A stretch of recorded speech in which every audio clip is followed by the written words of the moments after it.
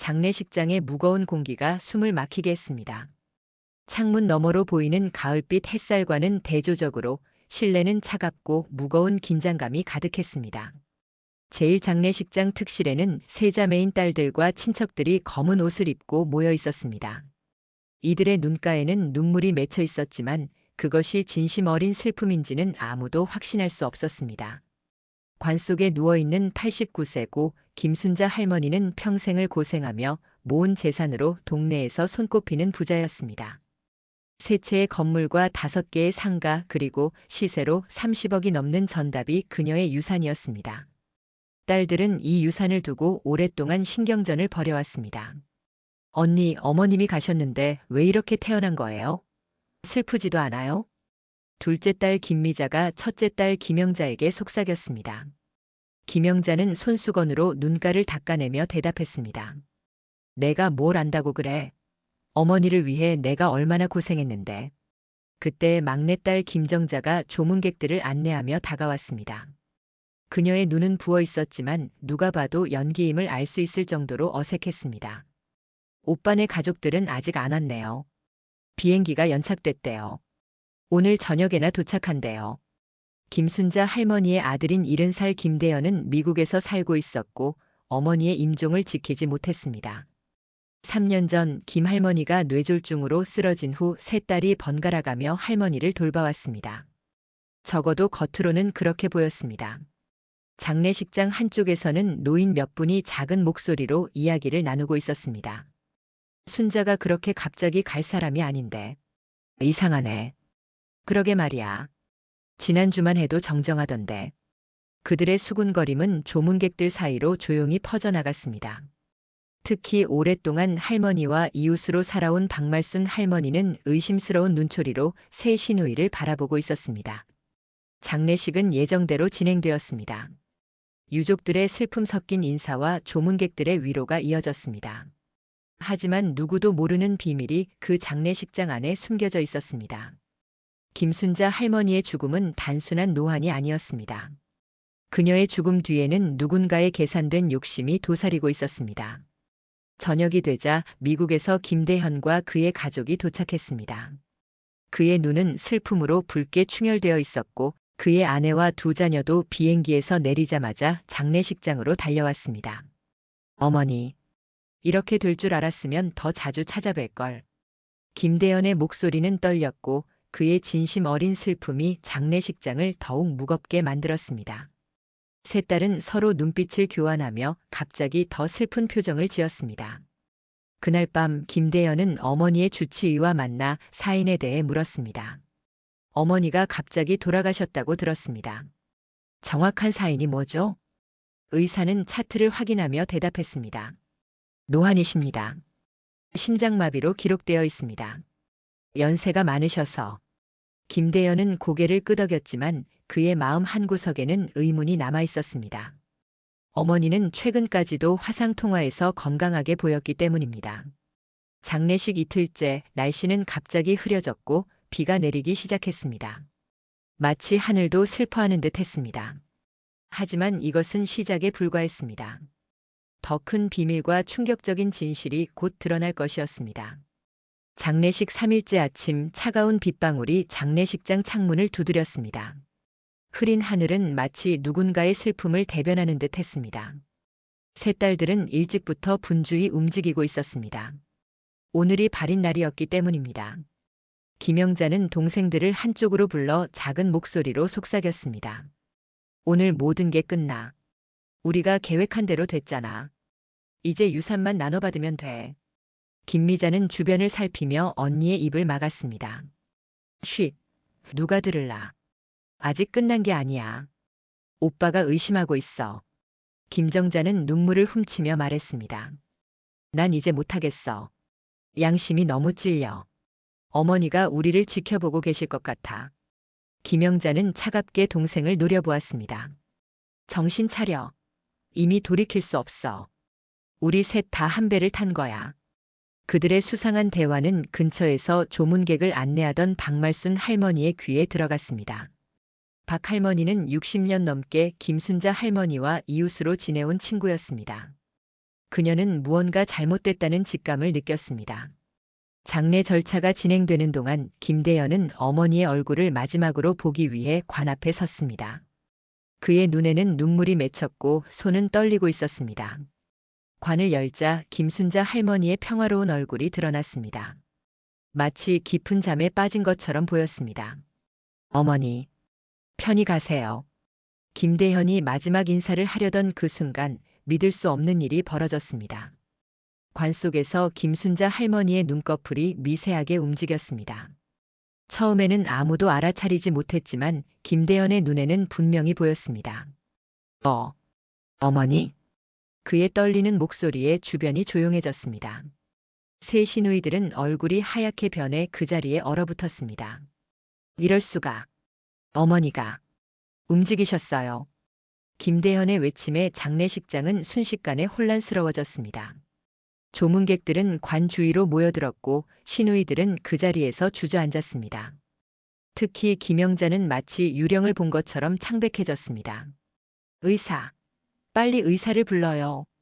누군가의 외침에 장례 지도사가 뛰어왔습니다. 그리고 정말로 믿기 힘든 광경이 펼쳐졌습니다.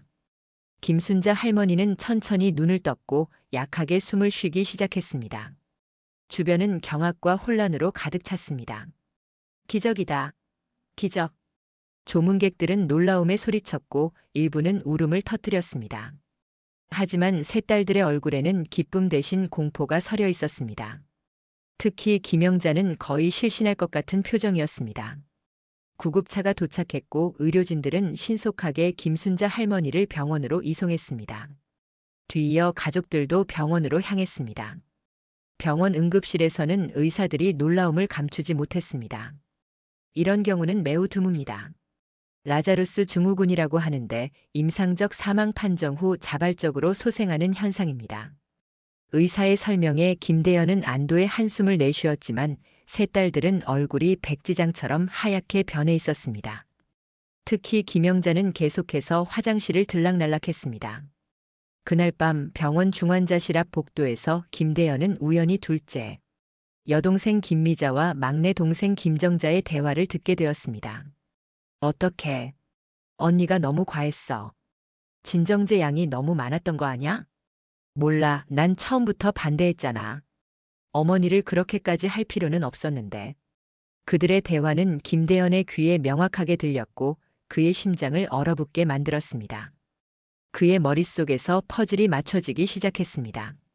어머니의 갑작스러운 죽음, 여동생들의 이상한 행동, 그리고 이 기적적인 소생. 모든 것이 하나의 끔찍한 그림을 그리고 있었습니다. 김대현은 조용히 병실로 돌아와 어머니의 손을 잡았습니다. 여전히 의식이 없는 어머니를 바라보며 그는 진실을 밝히겠다고 마음먹었습니다. 그리고 그 진실은 그가 상상했던 것보다 더 충격적이었습니다. 중환자실의 기계음이 규칙적으로 울려 퍼졌습니다. 기적적으로 소생한 김순자 할머니는 여전히 의식이 돌아오지 않은 채 침대에 누워 있었습니다. 밤새 지킨 김대현의 눈에는 피로와 분노가 교차했습니다. 그는 여동생들의 대화를 들은 후 어머니가 독살당했을 가능성을 의심하기 시작했습니다. 아침이 밝아오자 김대현은 어머니의 주치의를 찾았습니다. 선생님, 어머니의 혈액 검사를 해주셨으면 합니다. 독성 물질이 있는지 확인해 주세요. 의사는 놀란 표정으로 김대현을 바라보았습니다. 무슨 말씀이신지. 하지만 환자분의 상태로 봐서는 일단 검사해 보는 게 좋겠네요. 김대현은 고개를 끄덕이고 다음으로 경찰에 신고하기 위해 병원을 나섰습니다. 그때 그의 전화가 울렸습니다. 발신자는 어머니의 변호사였습니다. 김 선생님, 급히 드릴 말씀이 있습니다. 어머니께서 한 달 전에 유언장을 변경하셨습니다. 그리고 만약의 경우를 대비해 편지도 맡기셨는데 장례식 후에 전달해 달라고 하셨습니다. 하지만 지금 상황이 어쨌든 빨리 뵙고 싶습니다. 1시간 후 김대현은 변호사 사무실에서 충격적인 사실을 접했습니다. 어머니의 새 유언장에는 모든 재산을 아들인 김대현에게 상속한다는 내용이 적혀 있었습니다. 이전 유언장에는 자식들에게 균등하게 나눈다고 되어 있었는데 변경된 것이었습니다. 더 충격적인 것은 어머니가 남긴 편지였습니다. 떨리는 손으로 편지를 펼친 김대현은 어머니의 힘없는 글씨체를 바라보았습니다. 사랑하는 아들아, 내가 이 편지를 쓰는 이유는 내 목숨이 위험하다고 느끼기 때문이다. 내 여동생들이 최근 이상하게 행동한다. 특히 영자가 매일 준다는 보약에서 이상한 맛이 난다. 내가 마시지 않으려 하면 화를 내고. 편지는 계속되어 딸들, 특히 김영자가 의심스러운 행동을 보였다는 내용이 적혀 있었습니다. 어머니는 자신이 독살당할 것을 예감하고 있었습니다. 변호사는 심각한 표정으로 말했습니다. 이것은 경찰에 신고해야 할 사안입니다. 어머님께서 이런 편지를 남기셨다는 것은 심각한 의미가 있습니다. 김대현이 경찰서로 향하는 동안 병원에서는 또 다른 상황이 전개되고 있었습니다. 김영자는 몰래 중환자실에 들어가 어머니에게 다가갔습니다. 그녀의 손에는 작은 주사기가 들려 있었습니다. 그녀의 눈에는 광기와 공포가 교차했습니다. 어머니 죄송해요. 하지만 이대로 두면 우리 모두 감옥에 가게 돼요. 특히 저는. 그럴 수 없어요. 그녀가 주사기를 수에게 주입하려는 순간 문이 열리며 간호사와 함께 박말순 할머니가 들어왔습니다. 거기 뭐 하는 거요? 박말순 할머니의 날카로운 외침에 김영자는 놀라 주사기를 떨어뜨렸습니다. 간호사는 즉시 상황을 파악하고 병원 보안팀을 불렀습니다. 한편 경찰서에서는 김대현이 모든 상황을 설명하고 있었습니다. 형사들은 심각한 표정으로 그의 말을 기록했습니다. 어머니가 남긴 편지와 딸들의 수상한 대화, 그리고 갑작스러운 사망과 기적적인 소생. 이것은 분명 살인미수 사건입니다. 경찰은 즉시 수사에 착수했고 병원으로 향했습니다. 그들이 도착했을 때는 이미 김영자가 병원 보안팀에 의해 제지된 상태였습니다. 주사기 안의 액체는 분석을 위해 수거되었고 김영자는 즉시 체포되었습니다. 다른 두 딸도 신문을 받게 되었습니다. 김미자는 처음에는 부인했지만 결국 모든 것을 실토했습니다. 언니가 계획한 거예요. 어머니가 유언장을 바꾸신 걸 알고 나서부터 언니가 미쳐버렸어요. 처음에는 어머니의 약에 수면제를 조금씩 타서 건강이 나빠지게 하려고 했는데 그날은 용량이 너무 많았나 봐요. 김정자는 울음을 터뜨리며 말했습니다. 난 정말 몰랐어요. 언니가 건강에 좋은 약초라고 했어요. 그게 독성 물질인 줄은. 김순자 할머니의 혈액 검사 결과 그녀의 체내에서 고농도의 벤조디아제핀 계열 약물이 발견되었습니다. 이것은 수면제의 주성분으로 과다 복용 시 심장마비를 일으킬 수 있는 약물이었습니다. 김영자의 집에서도 같은 성분의 약이 발견되었고 이는 결정적인 증거가 되었습니다. 경찰 조사가 진행되는 동안 김순자 할머니는 서서히 의식을 되찾기 시작했습니다. 그녀의 눈꺼풀이 떨리더니 마침내 눈을 떴습니다. 처음 본 사람은 병실을 지키고 있던 박말순 할머니였습니다. 순자야, 정신이 들어? 나 말순이야. 김순자 할머니는 약하게 고개를 끄덕였습니다.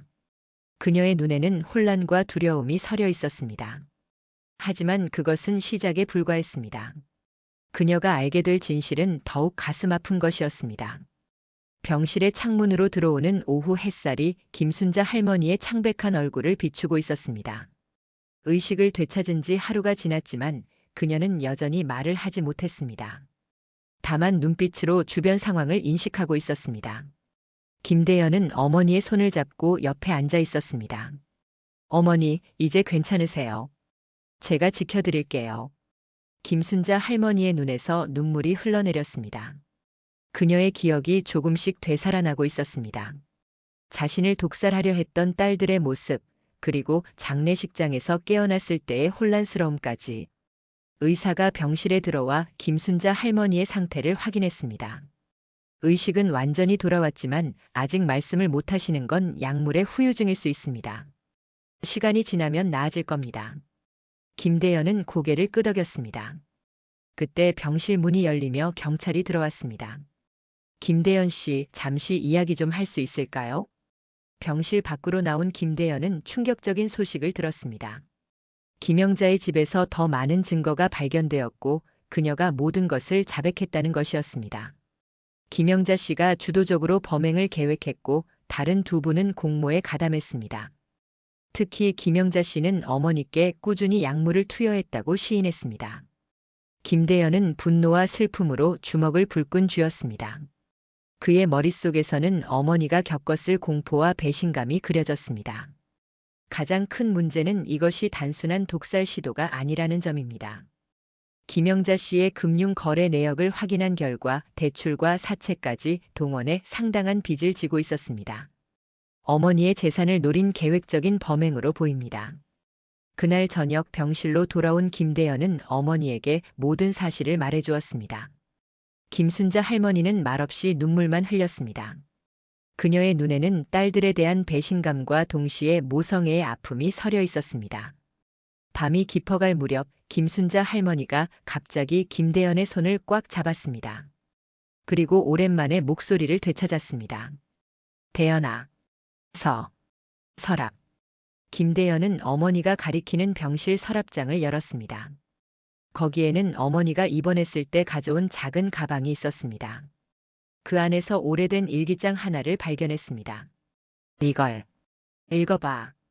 김대현이 일기장을 펼치자 어머니의 삶이 고스란히 담긴 페이지들이 그를 맞이했습니다. 첫 페이지는 40년 전으로 거슬러 올라갔습니다. 1980년 3월 15일, 오늘 남편이 또 손찌검을 했다. 아이들 앞에서. 대현이는 아버지의 폭력을 말리려다 멍이 들었다. 딸들은 무서워서 방에 숨어버렸다. 나는 언제까지 이렇게 살아야 하는 걸까? 김대현은 숨이 막힐 듯한 충격을 느꼈습니다. 그는 어린 시절의 기억, 아버지의 폭력적인 모습을 기억하고 있었지만 어머니가 얼마나 고통스러워했는지는 미처 알지 못했습니다. 일기장을 계속 넘기자 어머니의 고통과 인내의 세월이 펼쳐졌습니다. 1985년 9월 8일 남편이 교통사고로 세상을 떠났다.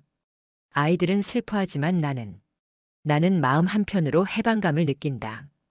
이제 아이들과 평화롭게 살 수 있을 것이다. 하지만 생계는 어떻게 꾸려가야 할지. 일기장은 어머니가 남편 사후 혼자서 세 딸과 아들을 키우며 겪은 고난의 세월을 담고 있었습니다. 공장에서 일하고 야간에 청소부로 일하며 때로는 식당에서 설거지를 하며 돈을 모았던 이야기. 그리고 조금씩 부동산에 투자해 재산을 불려나간 과정까지. 1995년 12월 24일, 오늘 첫 번째 건물을 샀다. 허름한 2층짜리 상가 건물이지만 이것이 우리 가족의 미래가 될 것이다. 대현이는 이제 대학생이 되었고 영자, 미자, 정자도 제 길을 찾아가고 있다. 나의 희생이 헛되지 않았다. 김대현의 눈에서 뜨거운 눈물이 흘러내렸습니다. 어머니의 고단했던 삶 그리고 자식들을 위한 끝없는 헌신이 그의 가슴을 아프게 했습니다. 마지막 페이지에는 최근 날짜가 적혀 있었습니다. 2024년 10월 5일 영자가 가져온 보약의 맛이 이상하다. 미자와 정자도 최근 이상하게 구는데 특히 유원장 이야기만 나오면 눈빛이 달라진다. 나는 두렵다. 내가 평생 모은 재산이 아이들을 괴물로 만들고 있는 건 아닐까. 김대현은 일기장을 덮고 어머니를 바라보았습니다. 김순자 할머니의 눈에는 깊은 슬픔이 담겨 있었습니다. 어머니, 왜 이런 일을 겪으셔야 했는지. 김순자 할머니는 떨리는 손으로 아들의 손을 잡았습니다. 내가 알아야 했어. 내 여동생들이 왜 그렇게 변했는지. 이튿날 아침 병실의 분위기는 무겁고 침울했습니다. 김순자 할머니는 점차 기력을 회복하고 있었지만 딸들의 배신으로 인한 마음의 상처는 쉽게 아물지 않았습니다. 김대현은 어머니 곁을 지키며 일기장에 적힌 가족의 역사를 곱씹고 있었습니다. 문득 그는 일기장에서 읽었던 내용 중 이해가 가지 않는 부분이 있었습니다. 어머니가 세 딸에 대해 특별히 언급한 부분이었습니다. 어머니, 일기장에 영자가 남편에게 버림받은 후 많이 변했다고 쓰셨던데 무슨 일이 있었던 건가요? 김순자 할머니는 깊은 한숨을 내쉬었습니다. 그녀의 눈에는 오래된 슬픔이 서려 있었습니다. 영자는 결혼 후 5년 만에 남편에게 버림받았어. 그 남자가 영자의 돈을 다 가지고 도망쳤지. 영자의 마음이 그때부터 다쳤어. 김대현은 처음 듣는 이야기에 놀랐습니다. 그는 미국으로 떠난 후 가족과의 연락이 뜸했던 것이 사실이었습니다. 그럼 미자와 정자는요? 미자는 도박에 빠졌었어. 한때는 집까지 날릴 뻔했지. 내가 대신 갚아주고. 정자는 사업 실패로 큰 빚을 졌었고. 김순자 할머니의 이야기를 들으며 김대현의 마음은 복잡해졌습니다. 어머니가 딸들의 인생 위기마다 경제적으로 도움을 주었다는 사실. 그리고 그것이 어쩌면 딸들의 의존성과 욕심을 키웠을지도 모른다는 생각이 들었습니다. 그래서 유언장을 바꾸신 겁니까? 김순자 할머니는 천천히 고개를 끄덕였습니다. 그들에게 돈은 독이 되어버렸어. 난 더 이상 그들의 욕심을 키우고 싶지 않았어. 그때 병실 문이 열리며 박말순 할머니가 들어왔습니다. 그녀의 얼굴에는 심각한 표정이 서려 있었습니다. 대연아, 잠깐 얘기 좀 할 수 있을까? 복도로 나온 두 사람, 박말순 할머니는 주변을 살핀 후 낮은 목소리로 말했습니다. 사실은 말하기 어려웠는데 내 어머니가 이상하게 구는 걸 본 건 나뿐만이 아니었어. 동네 사람들도 알고 있었지. 근데 아무도 나서지 않았어. 김대연은 의아한 표정으로 박 할머니를 바라보았습니다. 무슨 말씀이세요? 내 여동생들이 어머니를 학대하는 걸 봤다는 거야. 특히 영자가 어머니에게 약을 억지로 먹이는 모습을 여러 번 목격했어. 그런데 어머니가 신고하지 말아달라고 했어. 자식들 인생 망치기 싫다고. 김대연의 얼굴이 창백해졌습니다. 어머니의 일기장에도 그런 내용이 있었지만 실제로 목격자가 있다는 사실이 그를 더욱 충격에 빠뜨렸습니다. 왜 이제야 말씀해 주시는 거예요? 박 할머니의 눈에서 눈물이 흘러내렸습니다. 미안하다. 더 일찍 말했어야 했는데. 나도 두려웠어. 영자가 나한테도 위협을 했거든. 내가 입 다물고 있으면 용돈을 준다고. 그날 오후 경찰은 김영자의 집에서 추가 증거를 발견했습니다. 노트북에서 발견된 검색 기록은 노인을 죽이는 방법, 약물 과다 복용 증상, 유산 상속 과정 등이었습니다. 또한 김순자 할머니의 건강 상태를 기록한 노트도 발견되었는데 어떤 약물을 언제 얼마나 투여했는지 상세히 적혀 있었습니다. 김미자와 김정자는 경찰 조사에서 김영자가 주도했다고 주장했지만 그들도 공모한 사실이 드러났습니다. 특히 김미자는 약사 지인을 통해 약물을 구했고 김정자는 어머니의 식사에 약을 타는 역할을 담당했습니다. 병원에서는 김순자 할머니의 회복이 예상보다 더디게 진행되고 있었습니다. 의사는 장기간 약물에 노출된 영향으로 신장 기능이 약화되었다고 설명했습니다. 그러나 다행히 영구적인 손상은 아니라는 진단이었습니다. 김대연은 어머니의 병실에서 나오다가 문득 예전에 들었던 이야기가 떠올랐습니다. 어머니가 젊었을 때 재산을 모으기 시작했을 때의 이야기였습니다. 그는 갑자기 무언가를 깨달은 듯 발걸음을 멈추었습니다. 설마. 그는 서둘러 변호사 사무실로 향했습니다. 그곳에서 그는 어머니의 오래된 서류들을 검토하기 시작했습니다. 그리고 마침내 찾았습니다. 40년 전 작성된 땅 문서와 함께 남겨진 편지 한 통. 이 땅은 내 피와 눈물로 일군 것이다. 이것이 우리 가족의 미래가 될 것이다. 하지만 이 재산이 우리 가족을 파괴하는 독이 되지 않기를 바란다. 김대연은 편지를 읽으며 어머니의 진정한 의도를 이해하기 시작했습니다. 어머니는 재산이 자식들을 타락시키는 것을 두려워했던 것입니다. 그리고 그 두려움이 현실이 되었습니다. 병원 복도를 걸으며 김대연은 깊은 생각에 빠져 있었습니다. 변호사 사무실에서 발견한 오래된 편지와 문서들, 그리고 어머니의 일기장을 통해 그는 이제 모든 퍼즐을 맞출 수 있었습니다. 그가 병실에 들어섰을 때 김순자 할머니는 창밖을 바라보고 있었습니다. 어머니, 옛날 편지를 봤습니다. 변호사 사무실에 있던 김순자 할머니는 천천히 고개를 돌려 아들을 바라보았습니다. 그녀의 눈에는 이제 맑은 빛이 돌아와 있었습니다. 내가 알게 됐구나. 김대연은 어머니 곁에 앉아 그녀의 손을 잡았습니다. 창밖으로는 늦가을의 햇살이 따스하게 비치고 있었습니다. 어머니가 재산을 모으기 시작한 진짜 이유. 아버지가 돌아가신 후 우리 가족이 가난으로 고통받지 않게 하려는 마음이었죠. 김순자 할머니의 눈에 옅은 미소가 떠올랐습니다. 그래. 너희들이 배고프지 않게 하고 싶었어. 내가 겪은 고통을 너희는 겪지 않길 바랐지. 김대현은 어머니의 주름진 손을 부드럽게 쓰다듬었습니다.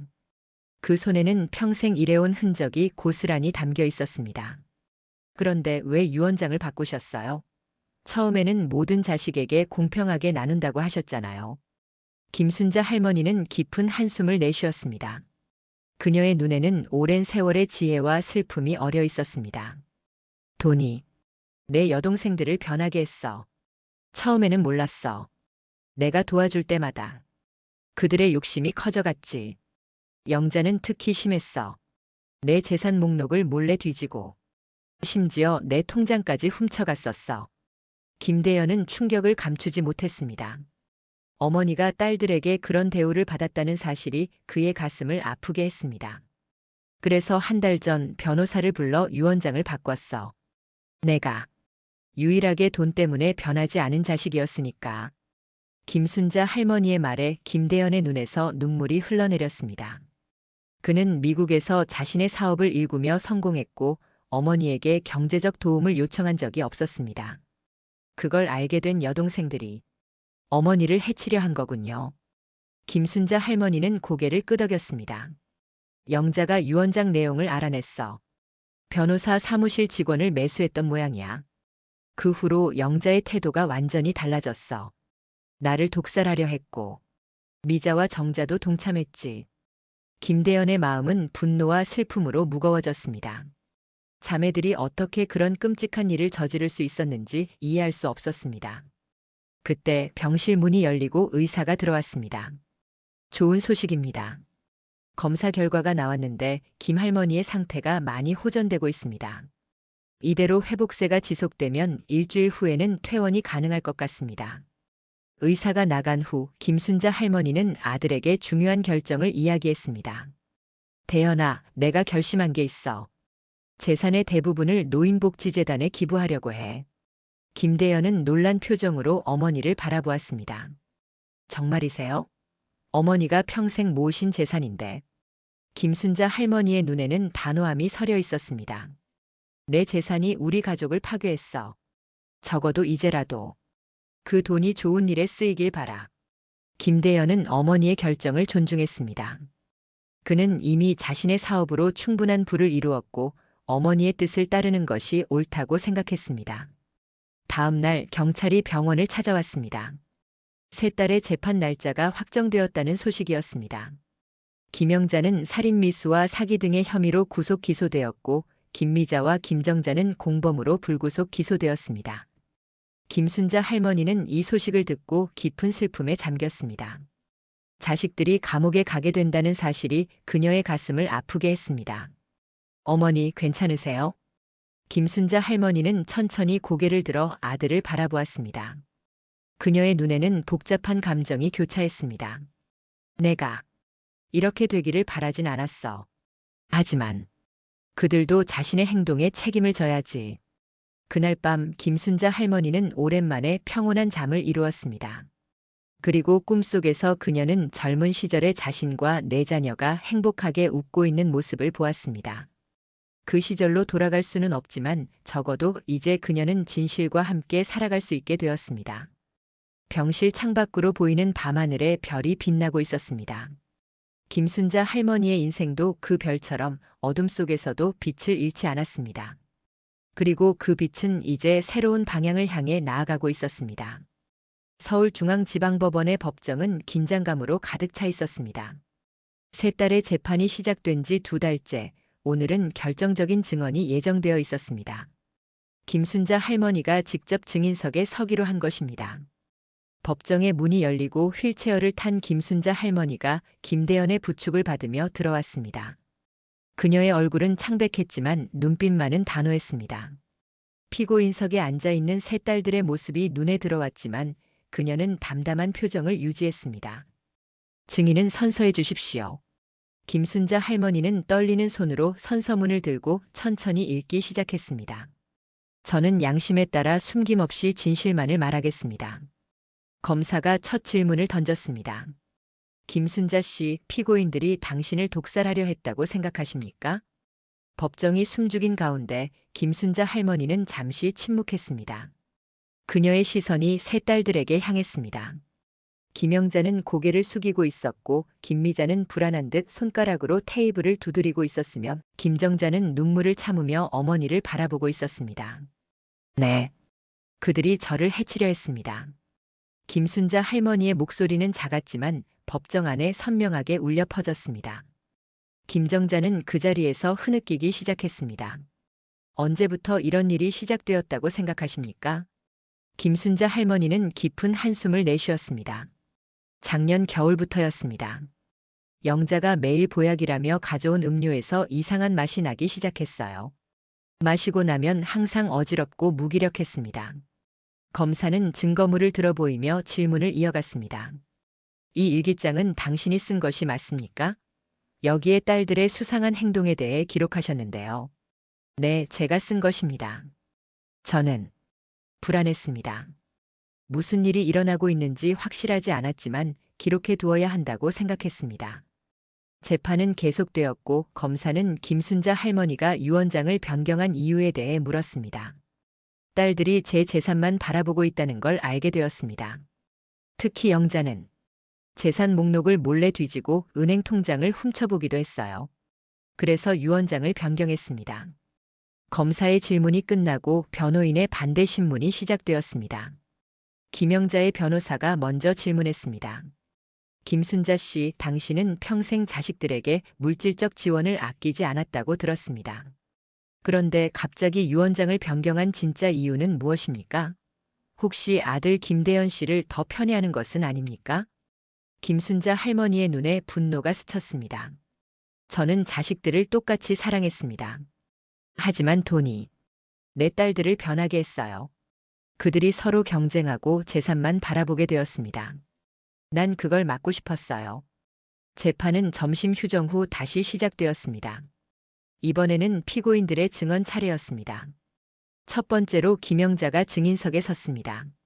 그녀의 얼굴은 창백했고 한 달간의 구치소 생활로 야위어 있었습니다. 피고인은 혐의를 인정합니까? 김영자는 잠시 침묵했습니다. 그리고 갑자기 그녀의 어깨가 흔들리기 시작했습니다. 억눌린 울음이 터져 나왔습니다. 인정합니다. 저는 어머니를 해치려 했습니다. 법정이 술렁였고 김순자 할머니의 눈에서 눈물이 흘러내렸습니다. 김영자는 이어서 모든 것을 고백했습니다. 저는 어머니의 유언장이 바뀐 것을 알게 되었습니다. 그리고 미쳤습니다. 제가 평생 어머니 곁에서 돌봤는데 재산은 오빠가 다 가져간다는 사실이 받아들여지지 않았습니다. 김영자의 목소리는 떨렸습니다. 처음에는 어머니를 설득하려 했어요. 하지만 어머니는 완고하셨죠. 그래서 점점 극단적인 생각을 하게 되었습니다. 수면제를 조금씩 타서 건강이 나빠지게 하면 어머니가 정신이 혼미해져 유언장을 다시 바꾸실 거라 생각했어요. 김영자는 고개를 들어 어머니를 바라보았습니다. 그녀의 눈에는 깊은 후회와 슬픔이 서려 있었습니다. 하지만 계획대로 되지 않았어요. 어머니가 점점 더 약해지시자 저는 겁이 났습니다. 그런데 멈출 수가 없었어요. 빚이 너무 많았고 그 돈이 필요했습니다. 법정은 침묵에 잠겼고 모든 사람들의 시선이 김영자에게 집중되었습니다. 그녀는 마지막 말을 이어갔습니다. 그날 어머니 약에 너무 많은 수면제를 탔습니다. 어머니가 갑자기 의식을 잃으시고 저는 공황 상태에 빠졌어요. 119를 불러야 했는데 그러지 못했습니다. 대신 어머니가 돌아가셨다고 거짓말을 했습니다. 김대현은 주먹을 꽉 쥐며 분노를 참고 있었습니다. 김순자 할머니는 고개를 돌려 창밖을 바라보았습니다. 그녀의 눈에는 말로 표현할 수 없는 슬픔이 담겨 있었습니다. 다음으로 김미자와 김정자도 차례로 증언대에 섰습니다. 둘 다 혐의를 부분적으로 인정했지만 주도적인 역할은 아니었다고 주장했습니다. 그러나 증거들은 그들도 계획에 적극 가담했음을 보여주었습니다. 재판 마지막 날 판사는 최종 판결을 내렸습니다. 피고인 김영자는 존속살인 미수죄로 징역 8년, 피고인 김미자는 공범으로 징역 5년, 피고인 김정자는 징역 3년의 집행유예 5년을 선고합니다. 판사의 망치 소리가 법정에 울려 퍼졌고 세 딸은 고개를 숙였습니다. 김순자 할머니는 묵묵히 그 광경을 지켜보았습니다. 그녀의 마음속에는 복잡한 감정이 교차했습니다. 딸들에 대한 분노와 배신감, 그리고 동시에 자식을 잃는 슬픔까지. 법정을 나오는 길 김정자가 갑자기 어머니에게 달려와 무릎을 꿇고 울었습니다. 어머니, 정말 죄송합니다. 용서해 주세요. 저는 정말 어머니를 해치고 싶지 않았어요. 김순자 할머니는 아무 말 없이 딸의 머리를 쓰다듬었습니다. 그녀의 눈에서 눈물이 흘러내렸습니다. 이것이 그녀가 딸들에게 줄 수 있는 유일한 대답이었습니다. 겨울이 지나고 봄이 찾아왔습니다. 김순자 할머니는 병원에서 퇴원한 후 작은 요양원에서 지내고 있었습니다. 그녀는 예전의 집으로 돌아가기를 거부했습니다. 너무 많은 아픈 기억이 그곳에 남아 있었기 때문입니다. 요양원 정원에 벚꽃이 만개한 어느 오후 김대현이 어머니를 찾아왔습니다. 그는 미국에서의 일을 정리하고 한국에 돌아와 어머니 곁을 지키기로 결정했습니다. 어머니, 오늘 좋은 소식이 있어요. 김순자 할머니는 벚꽃을 바라보다 천천히 고개를 돌려 아들을 바라보았습니다. 그녀의 얼굴은 여전히 지쳐 보였지만 눈빛에는 평온함이 깃들어 있었습니다. 노인복지재단 설립 허가가 났습니다. 어머니 이름으로요. 김순자 노인복지재단이 공식 출범했어요. 김순자 할머니의 눈이 밝아졌습니다. 그녀는 약하게 미소 지었습니다. 정말 고맙구나. 김대현은 어머니의 손을 잡았습니다. 그는 지난 몇 달간 어머니의 뜻에 따라 재산의 대부분을 노인복지재단 설립에 사용했습니다. 이 재단은 독거노인 지원과 노인학대 방지를 주요 목적으로 하고 있었습니다. 첫 번째 프로젝트로 독거노인 공동생활주택을 짓기로 했어요. 어머니가 가지고 계시던 땅에요. 김순자 할머니는 고개를 끄덕였습니다. 그녀의 눈에서 눈물이 흘러내렸지만 이번에는 기쁨의 눈물이었습니다. 내 재산이 드디어 좋은 일에 쓰이는구나. 그때 요양원 간호사가 다가왔습니다. 김할머니, 면회객이 오셨어요. 두 사람이 고개를 들자 김정자가 조심스럽게 걸어오고 있었습니다. 그녀는 집행유예로 풀려났지만 매주 봉사활동을 하는 조건이었습니다. 그녀의 얼굴은 예전보다 많이 야위어 있었고 눈빛은 겸손함으로 가득했습니다.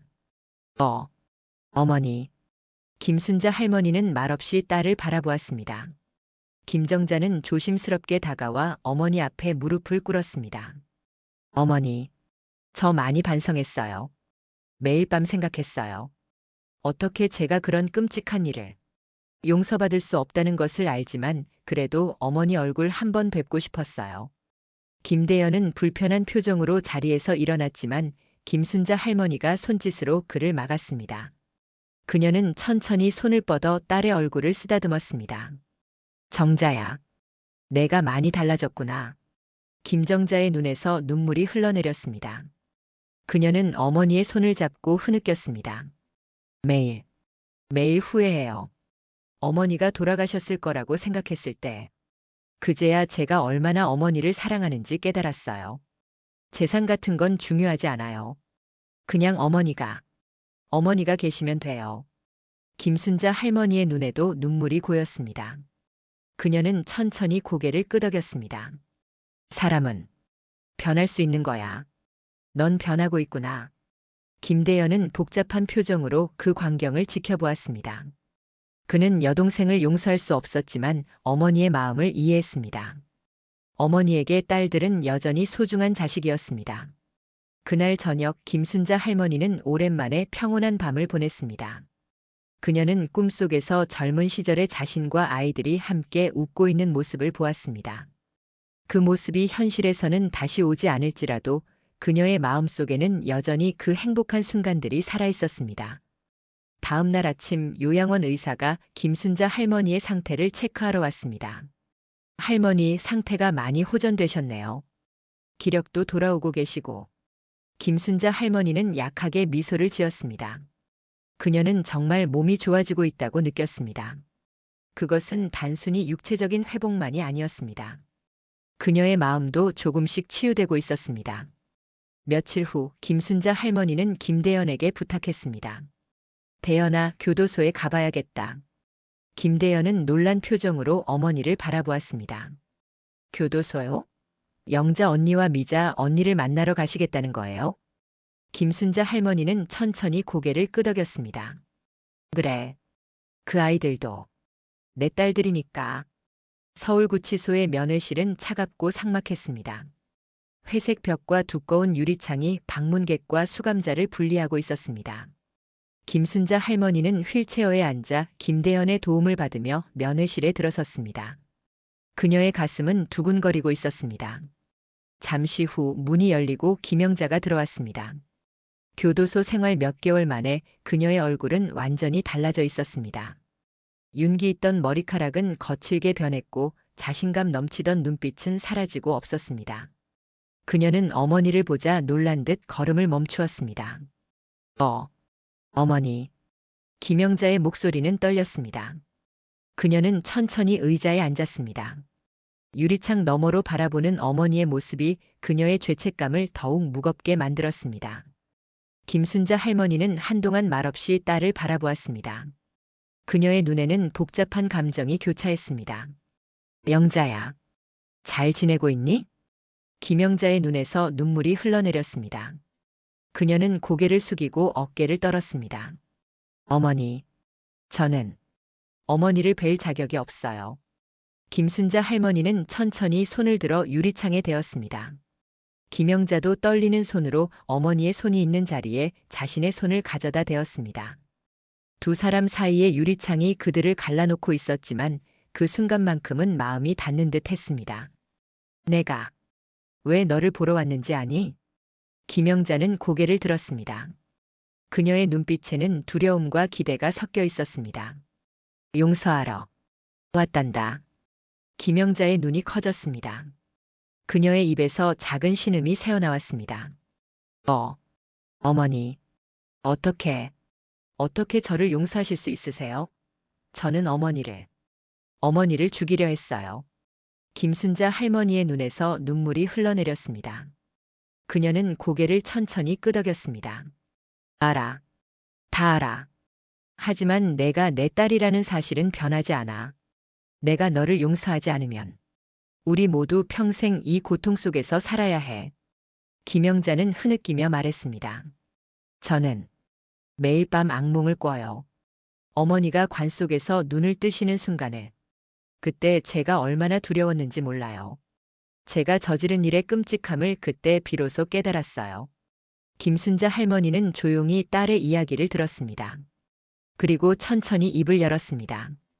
영자야, 난 내가 변할 수 있다고 믿어. 내 죄에 대한 벌은 받아야 하겠지만 그 후에는 새롭게 시작하는 거야. 김영자는 고개를 끄덕였습니다. 그녀의 눈에는 오랜만에 희망의 빛이 돌아오고 있었습니다. 어머니, 감사합니다. 제가 어머니의 용서를 받을 자격이 있을지 모르겠지만 남은 생애 동안 진정으로 반성하며 살겠습니다. 면회가 끝나갈 무렵 김순자 할머니는 마지막 말을 전했습니다.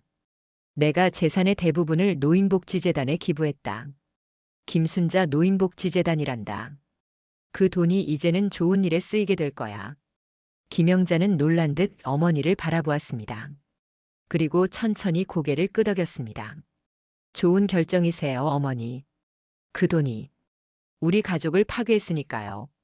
면회 후 김대현은 어머니를 휠체어에 태워 구치소를 나왔습니다. 밖은 따스한 봄 햇살이 비치고 있었습니다. 정말 괜찮으세요, 어머니? 영자를 용서하시다니. 김순자 할머니는 천천히 고개를 들어 햇살을 맞으며 미소 지었습니다. 대현아, 용서는 상대방을 위한 것만이 아니야. 나 자신을 위한 것이기도 하지. 내가 용서하지 않으면 내 마음속의 분노와 슬픔도 사라지지 않으니까. 김대현은 어머니의 말을 곱씹었습니다. 그는 아직 여동생들을 완전히 용서할 수는 없었지만 어머니의 큰 마음을 존경했습니다. 이후 김순자 할머니는 김미자도 찾아가 비슷한 대화를 나누었습니다. 김미자도 깊이 반성하고 있었고 어머니의 용서에 감사의 눈물을 흘렸습니다. 몇 개월 후 김순자 노인복지재단이 주최한 첫 번째 행사가 열렸습니다. 독거노인을 위한 공동생활주택 기공식이었습니다. 김순자 할머니는 행사장에서 짧은 연설을 했습니다. 저는 제 인생에서 많은 실수를 했습니다. 가장 큰 실수는 재산이 행복을 가져다 줄 것이라고 믿은 것이었습니다. 하지만 이제 저는 깨달았습니다. 진정한 행복은 물질에 있지 않고 사랑과 용서, 그리고 나눔에 있다는 것을. 그녀의 연설은 참석자들의 마음을 울렸고 많은 이들이 그녀의 이야기에 감동받았습니다. 김정자도 그 자리에 있었고 어머니의 연설을 들으며 눈물을 흘렸습니다. 저녁 김순자 할머니는 요양원 방에서 창밖의 별을 바라보았습니다. 그녀의 마음은 오랜만에 평온했습니다. 아직 모든 것이 완벽하게 해결된 것은 아니었습니다. 김영자와 김미자는 여전히 감옥에 있었고 가족의 상처는 깊었습니다. 하지만 적어도 치유의 첫걸음을 내딛었다는 사실이 그녀에게 위안을 주었습니다. 인생은 참 이상하구나. 김순자 할머니는 혼잣말로 중얼거렸습니다. 그녀의 눈에는 깊은 지혜가 깃들어 있었습니다. 고통 속에서도 그녀는 새로운 의미를 찾아가고 있었습니다. 시간이 흘러 2년이 지났습니다. 따스한 봄날 서울 외곽의 한 언덕 위에 자리한 김순자 노인 공동체 앞에는 많은 사람들이 모여 있었습니다. 오늘은 이 시설의 정식 개관일이었습니다. 20여 명의 독거노인들이 함께 살게 될 이 공간은 김순자 할머니가 평생 모은 재산으로 지어진 것이었습니다. 김순자 할머니는 91세의 고령에도 불구하고 오늘만큼은 휠체어에서 일어나 두 발로 서서 테이프 커팅식에 참여했습니다. 그녀의 옆에는 김대현과 김정자가 서 있었고 다른 한쪽에는 이제 막 출소한 김미자가 있었습니다.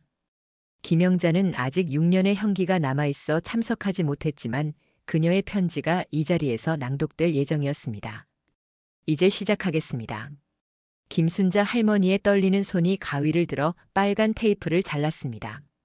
사람들의 박수 소리가 언덕 위에 울려 퍼졌습니다. 김순자 할머니의 눈에서는 기쁨의 눈물이 흘러내렸습니다. 우리 어머니가 해내셨습니다. 김대현이 마이크를 잡고 말했습니다. 그의 목소리에는 자부심이 넘쳤습니다. 어머니께서는 인생의 마지막 장에서 가장 아름다운 이야기를 쓰고 계십니다. 자신을 해치려 했던 가족까지 용서하시고 평생 모은 재산을 사회에 환원하셨습니다. 이것이 바로 진정한 어른의 모습이 아닐까 생각합니다. 김정자와 김미자는 고개를 숙이고 눈물을 훔쳤습니다. 그들의 마음속에는 여전히 죄책감이 남아 있었지만 어머니의 용서로 인해 새로운 삶을 시작할 수 있었습니다. 행사가 진행되는 동안 김순자 할머니의 오랜 친구 박말순 할머니가 다가와 그녀의 손을 잡았습니다. 순자야, 넌 정말 대단한 여자야. 평생 고생하더니 이렇게 멋진 일을 해냈구나. 김순자 할머니는 미소 지었습니다. 그녀의 얼굴에는 세월의 주름이 깊게 패어 있었지만 눈빛만은 젊은 시절처럼 맑고 강인했습니다. 말순아, 난 이제야 진짜 부자가 된 것 같아. 돈이 아니라 마음이 풍요로워진 거지. 두 노인은 손을 맞잡고 웃었습니다. 60년 넘게 이어진 그들의 우정은 어떤 역경도 이겨낼 만큼 견고했습니다. 식사 시간 가족들은 함께 테이블에 앉았습니다. 김순자 할머니, 김대현과 그의 가족, 김정자와 김미자. 오랜만에 함께하는 가족 식사였습니다. 처음에는 어색함이 감돌았지만 시간이 지나면서 조금씩 편안한 대화가 오갔습니다. 어머니, 이 공동체에서 직접 사실 생각은 없으세요? 김미자가 조심스럽게 물었습니다. 그녀는 출소 후 재활센터에서 일하며 새로운 삶을 시작하고 있었습니다. 김순자 할머니는 잠시 생각에 잠겼습니다. 그녀는 지금 요양원에서 지내고 있었지만 최근 들어 더 독립적인 생활을 하고 싶다는 생각을 하고 있었습니다. 글쎄, 나도 여기서 살고 싶은 마음이 있긴 해. 나 같은 노인들과 함께 지내는 것도 좋을 것 같구나. 김대현이 걱정스러운 표정으로 말했습니다. 어머니, 건강이 걱정되는데요. 여기는 의료시설이 충분하지 않아서. 김순자 할머니는 아들의 손을 잡았습니다. 대현아, 난 내 인생의 마지막 장을 내가 원하는 대로 살고 싶구나. 요양원도 좋지만 이곳에서 다른 노인들과 함께 웃고 이야기하며 살고 싶어. 김정자가 갑자기 제안했습니다. 제가 어머니와 함께 살면 어떨까요? 제가 간호사 자격증을 땄으니까 어머니 돌봐드릴 수 있어요. 모두의 시선이 김정자에게 향했습니다. 그녀는 집행유예 기간 동안 간호학을 공부하여 자격증을 취득했습니다. 그것은 어머니에 대한 속죄의 마음에서 시작된 일이었습니다. 김순자 할머니는 놀란 표정으로 딸을 바라보았습니다. 그리고 천천히 미소 지었습니다. 정자야, 그래도 될까? 김정자의 눈에 눈물이 고였습니다. 어머니, 제가 어머니께 진 빚을 평생 갚을 수는 없겠지만 남은 생애 동안 어머니를 위해 살고 싶어요. 식사가 끝나고 행사장에 모인 사람들 앞에서 김영자의 편지가 낭독되었습니다. 김대현이 천천히 편지를 펼쳤습니다. 존경하는 어머니, 그리고 가족 여러분. 이 자리에 함께하지 못해 죄송합니다. 하지만 제 마음만은 그곳에 있습니다. 편지에는 김영자의 깊은 반성과 어머니에 대한 사랑, 그리고 남은 형기 동안 자신을 변화시키겠다는 다짐이 담겨 있었습니다. 특히 그녀는 교도소에서 노인 복지에 관한 책을 읽고 공부하고 있다고 했습니다. 출소 후에는 어머니의 재단에서 봉사하며 제 남은 인생을 의미 있게 살고 싶습니다. 어머니께서 저에게 보여주신 용서와 사랑을 저도 다른 이들에게 나누겠습니다. 사랑합니다, 어머니. 편지가 끝나자 장내에는 감동의 물결이 일었습니다. 김순자 할머니의 눈에서는 뜨거운 눈물이 흘러내렸습니다. 그녀는 천천히 손수건을 꺼내 눈물을 닦았습니다. 우리 영자가 많이 변했구나. 그날 저녁 모든 행사가 끝나고 사람들이 돌아간 후 김순자 할머니는 혼자 공동체 건물의 옥상에 올라갔습니다. 그곳에서 바라보는 서울의 야경은 마치 별들이 땅에 내려앉은 것 같았습니다. 그녀는 오랫동안 그 풍경을 바라보며 지나온 인생을 되돌아보았습니다. 가난했던 어린 시절, 폭력적이었던 남편과의 결혼 생활, 남편 사망 후 혼자서 4자녀를 키우며 겪었던 고난과 역경, 그리고 재산을 모으면서 느꼈던 성취감과 안도감.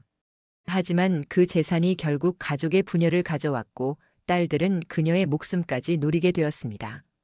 장례식장에서 기적적으로 소생한 그 순간은 그녀에게 두 번째 인생을 선물했습니다. 인생은 참 예측할 수 없는 거구나. 김순자 할머니는 혼잣말로 중얼거렸습니다.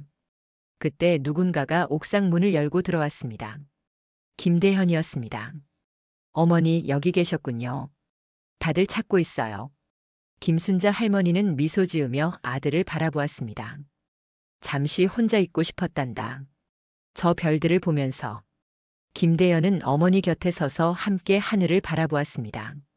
밤하늘에는 수많은 별들이 반짝이고 있었습니다. 어머니, 정말 행복하세요? 김순자 할머니는 천천히 고개를 끄덕였습니다.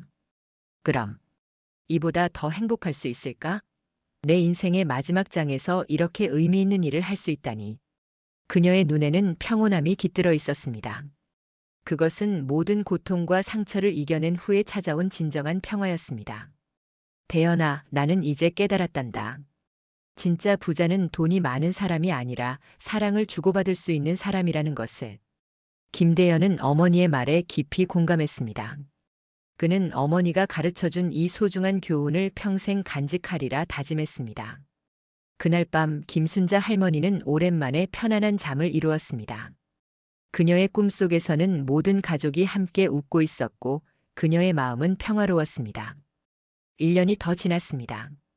김순자 노인 공동체는 이제 지역사회의 중요한 일부가 되었습니다. 30명의 노인들이 함께 살며 서로를 돌보고 젊은 세대와 교류하는 활기찬 공간으로 발전했습니다. 김순자 할머니는 김정자와 함께 이곳에서 살며 공동체의 정신적 지주 역할을 하고 있었습니다. 가을의 마지막 날 공동체 정원에서는 특별한 행사가 열리고 있었습니다. 김영자의 출소를 축하하는 자리였습니다. 그녀는 모범 수영자로 인정받아 1년 일찍 가석방되었습니다. 출소 후 곧바로 이곳으로 온 김영자의 얼굴에는 긴장과 기대가 교차했습니다. 정원에는 테이블이 놓여 있었고 그 주위로 가족들이 모여 있었습니다. 김순자 할머니 김대현과 그의 가족 김정자, 김미자, 그리고 이제 막 합류한 김영자까지 3년 만에 온 가족이 한자리에 모인 것입니다. 영자야, 많이 변했구나. 김순자 할머니가 맨 먼저 말을 건넸습니다. 그녀의 목소리에는 따스함이 묻어났습니다. 김영자는 고개를 숙이고 눈물을 흘렸습니다. 그녀의 모습은 3년 전과는 완전히 달랐습니다. 교도소에서 그녀는 진정한 반성과 성찰의 시간을 가졌고 그곳에서 심리학과 노인 복지를 공부했습니다. 어머니, 정말 보고 싶었어요. 김영자는 어머니에게 다가가 무릎을 꿇고 그녀의 손을 붙잡았습니다. 김순자 할머니는 다른 손으로 딸의 머리를 쓰다듬었습니다. 괜찮아. 이제 다 지난 일이야. 김영자는 이어서 형제자매들에게도 고개를 숙였습니다. 오빠 미자 정자. 정말 미안해. 내가 모든 일의 원인이었어. 너희를 이런 길로 이끈 것도 나야. 김대현은 여전히 복잡한 감정을 느꼈지만 어머니를 위해 고개를 끄덕였습니다. 김미자와 김정자는 언니에게 다가가 함께 손을 잡았습니다. 세 자매는 오랜만에 진정한 마음으로 서로를 바라보았습니다. 식사가 시작되고 대화가 오갔습니다. 처음에는 조심스러웠지만 시간이 지나면서 분위기가 풀어졌습니다. 특히 김대현의 아이들이 할머니와 이모들 주위를 뛰어다니며 웃음소리를 만들어냈습니다. 식사 후 김순자 할머니는 가족들에게 중요한 이야기가 있다고 했습니다. 여러분, 내가 오늘 중요한 발표를 하려고 해. 모두의 시선이 그녀에게 향했습니다. 김순자 할머니는 김정자의 도움을 받아 천천히 일어섰습니다. 나는 이제 92세가 되었고 언제 이 세상을 떠날지 모른다. 하지만 그 전에 확실히 해두고 싶은 일이 있어. 그녀는 천천히 가방에서 서류 한 장을 꺼냈습니다. 그것은 새로운 유언장이었습니다. 이것은 내 마지막 유언장이다. 나의 모든 재산은 이미 대부분 재단에 기부했지만 남은 것들에 대한 내 뜻을 담았어. 김순자 할머니는 유언장을 천천히 읽기 시작했습니다. 나의 남은 재산은 내 자녀에게 균등하게 나눈다. 하지만 그것은 물질적인 것에 불과하다. 내가 진정으로 남기고 싶은 유산은 다음과 같다. 그녀는 잠시 숨을 고르고 계속했습니다. 대연에게는 가족의 화합을 지켜나갈 책임을 맡긴다. 영자에게는 반성과 용서의 가치를, 미자에게는 나눔의 기쁨을, 정자에게는 헌신의 의미를. 이것이 내가 진정으로 남기고 싶은 유산이다. 김순자 할머니의 말에 모든 가족들의 눈에 눈물이 고였습니다. 그들은 어머니의 깊은 사랑과 지혜를 느꼈습니다.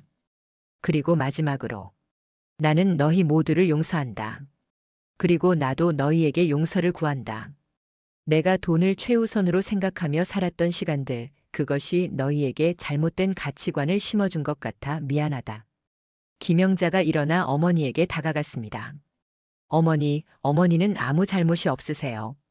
어머니는 우리를 위해 평생을 희생하셨어요. 잘못된 것은 우리였어요. 특히 저였고요. 김대현, 김미자, 김정자도 일어나 어머니를 둘러쌌습니다. 그들은 오랜만에 가족으로서 서로를 껴안았습니다. 김순자 할머니의 눈에서는 행복의 눈물이 흘러내렸습니다. 그날 저녁 행사가 모두 끝나고 사람들이 돌아간 후 김순자 할머니는 혼자 정원 벤치에 앉아 있었습니다. 서쪽 하늘에는 아름다운 노을이 펼쳐져 있었습니다. 붉게 물든 하늘이 그녀의 얼굴을 따스하게 비추고 있었습니다. 김대현이 차를 가지고 와서 어머니를 찾았습니다. 어머니, 들어가시죠. 밖에 오래 계시면 감기 걸리세요. 김순자 할머니는 미소 지으며 고개를 저었습니다. 조금만 더 있고 싶구나. 이 노을이 너무 아름답잖니. 김대현은 어머니 곁에 앉았습니다.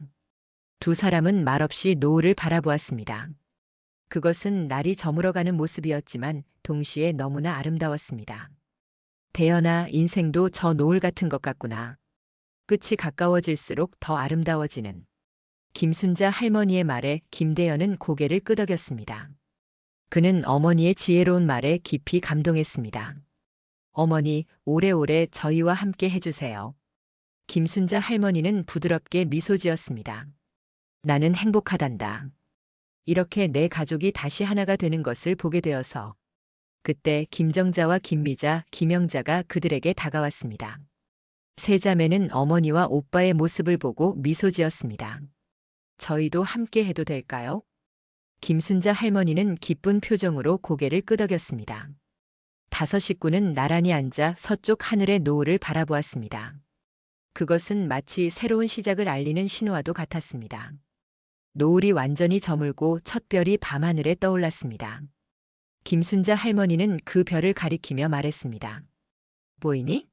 저 별이 우리 가족을 지켜주고 있는 것 같구나. 가족들은 함께 그 별을 바라보았습니다. 그들의 마음에는 이제 평화와 화합, 그리고 희망이 자리 잡고 있었습니다. 장례식장에서 시작된 그들의 아픈 여정은 이제 화해와 용서로 새롭게 다시 쓰여지고 있었습니다. 김순자 할머니의 얼굴에는 평온한 미소가 번졌습니다. 그녀는 자신의 인생에서 가장 어두운 순간을 통과하여 이제 가장 밝은 빛을 발견한 것 같았습니다. 그것은 바로 무조건적인 사랑과 용서의 힘이었습니다. 우리 함께 집에 들어가자. 김순자 할머니의 말에 가족들은 일어났습니다.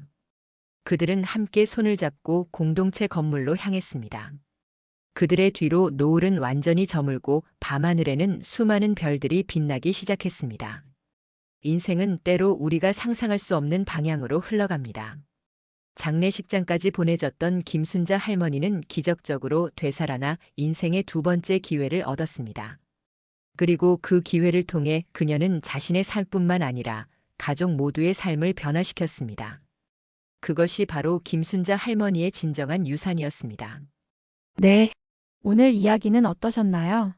오늘 이야기를 듣고 어떻게 생각하시는지 어머님, 아버님의 생각을 댓글로 공유해 주세요. 또한 좋아요, 구독, 알람 설정을 통해 앞으로도 따뜻한 정을 나눌 수 있게 함께 해주세요. 어머님, 아버님의 삶의 지혜와 경험을 나눌 수 있는 통로가 되겠습니다. 오늘도 인생 이야기를 들어주셔서 감사합니다. 저는 또 다른 사연으로 찾아뵙겠습니다.